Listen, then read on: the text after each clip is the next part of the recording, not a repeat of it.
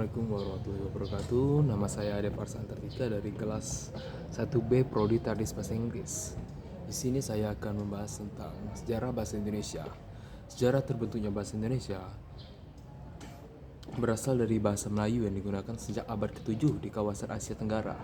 Salah satu bukti penggunaan bahasa Melayu dapat ditemukan di sebuah prasasti di Palembang pada 683 yang penulisannya masih menggunakan bahasa Melayu. Sejak saat itu, bahasa Melayu dijadikan sebagai bahasa sehari-hari oleh rakyat yang berada di Selat Melaka. Sering berjalannya waktu, bahasa Melayu beralih fungsi sebagai lingua franca atau bahasa perhubungan antar golongan, pedagang, dan kerajaan yang pada akhirnya terus meluas di Nusantara. Perluasan ini terus berlangsung hingga abad ke-17 saat Indonesia masih diduduki oleh Belanda.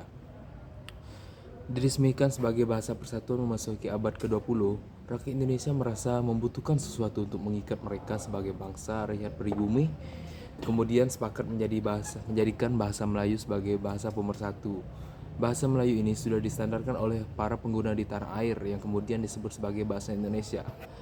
Bahasa Indonesia resmi menjadi bahasa persatuan atau bahasa nasional pada tanggal 28 Oktober 1928, bertepatan dengan Sumpah Pemuda. Persatuan dan Kesatuan Bangsa Indonesia adalah bahasa tercantum dalam Ikrar Sumpah Pemuda ketiga yang berbunyi, "Kami putra dan putri Indonesia menjunjung bahasa persatuan bahasa Indonesia." Bahasa Indonesia sebagai bahasa persatuan diartikan sebagai bahasa yang digunakan oleh rakyat Indonesia untuk berkomunikasi antar sesama. Itulah mengapa bahasa Indonesia berfungsi sebagai bahasa persatuan. Kedudukan bahasa Indonesia lebih lanjut. Bahasa pada dasarnya adalah media untuk berkomunikasi yang ternyata memiliki kedudukan lebih dari itu. Bahasa dapat mencakup hampir seluruh lapisan masyarakat, bahkan kebudayaan. Adapun kedudukan bahasa Indonesia memiliki fungsi sebagai berikut: lambang kebanggaan Indonesia, lambang identitas nasional, alat perhubungan antar warga, antar daerah, antar budaya, pemersatu suku budaya dan bahasanya. Perkembangan bahasa menjadi bahasa internasional. Perkembangan bahasa Indonesia telah melalui sejarah yang cukup panjang, berawal dari bahasa Melayu berhubungan dengan budaya asing yang kemudian mengubah istilah bahasa Melayu menjadi bahasa Indonesia pada tahun 1926.